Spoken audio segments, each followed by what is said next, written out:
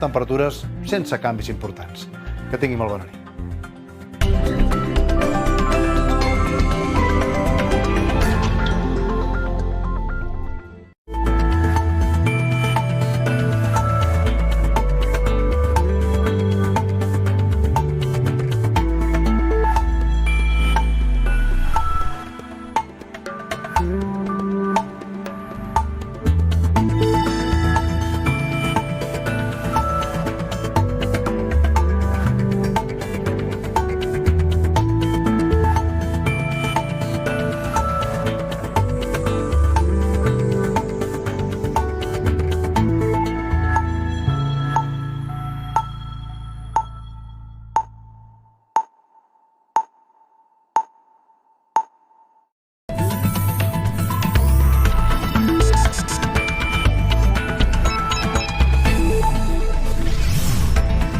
Detingut un home que hauria fet tocaments a 5 nenes d'entre 7 i 9 anys a les piscines municipals de Sant Vicenç de Castellet. L'home, amb antecedents per abús de menors, el van detenir perquè 3 mares el van identificar pel carrer.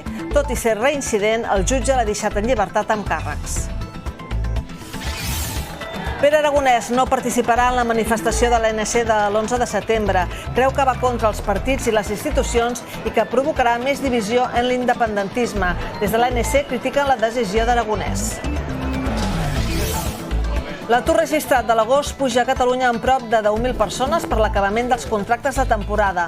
És el segon mes consecutiu que va en augment. Alhora cau l'afiliació a la Seguretat Social. Ara hi ha 57.000 afiliats menys a Catalunya.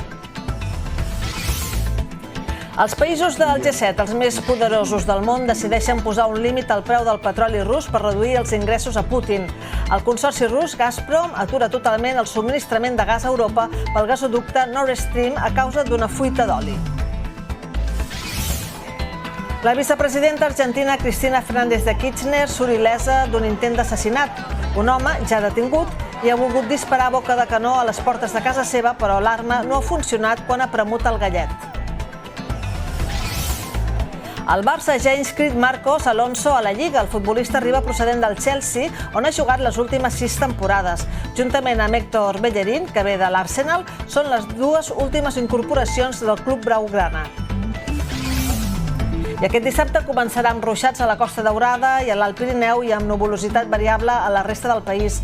A la tarda repetiran els ruixats i les tempestes, sobretot en punts de muntanya, i les temperatures seran una mica més baixes.